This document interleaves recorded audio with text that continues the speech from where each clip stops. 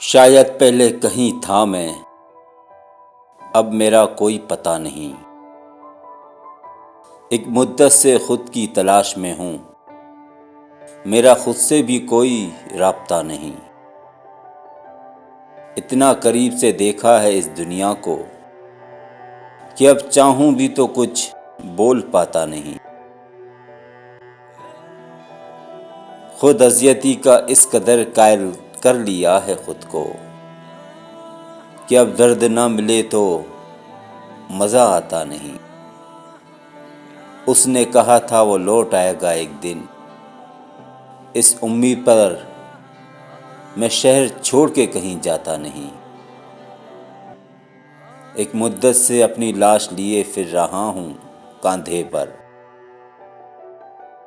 किसी को रहम आता नहीं, कोई मुझे दफनाता नहीं।